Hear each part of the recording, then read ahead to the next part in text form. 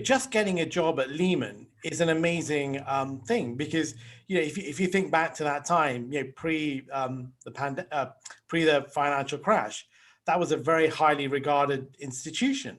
So I think just getting in there says something. And unfortunately, whether an organization goes bust or not, that's nothing to do with the individual. I think what I would take from that is that obviously you must have had something which they liked and they valued in order to give you a graduate opportunity. But I think the fact that you bounced back from that, that's really impressive. And how did you do that, Simon? What techniques did you use? Definitely. Well, if I look back at the sort of failure of the second year, so I had to repeat the year. Now that presented me with one major challenge, which was when I was applying to be a graduate at some of these investment banks, you have to fill in an application form. And on this application form, it asks you for your grades and your predicted grades. Now, of course, my actual grades were all failures.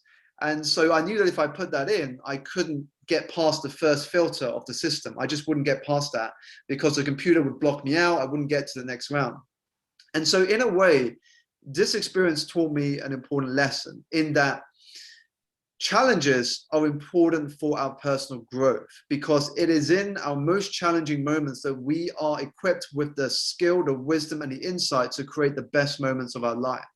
And so what happened is, because I had no choice, because I couldn't fill in an application form, I couldn't get past the first round, I had no choice but to go and network. So I decided to sign myself up to as many of the company presentations as I could that were happening in the city close to the London School of Economics. And I went to nearly all of them with the sole focus of building relationships with the people that spoke and the people that were in the audience after the main presentation was done.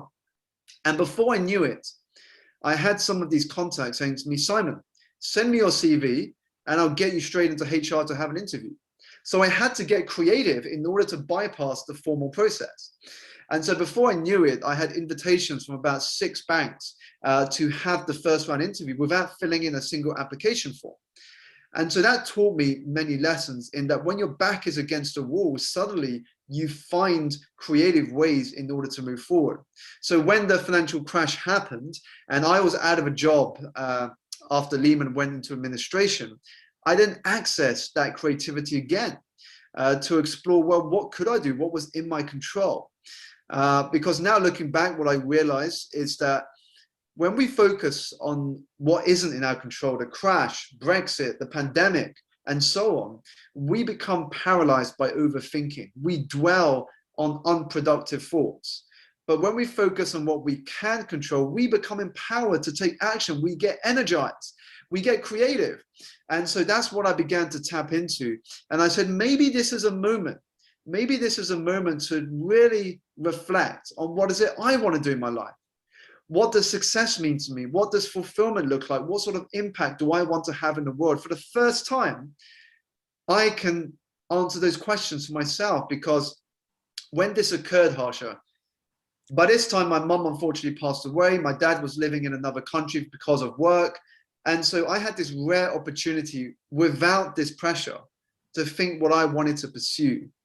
And that's how I started pivoting and slowly shifting my life towards the work I'm now privileged to do today.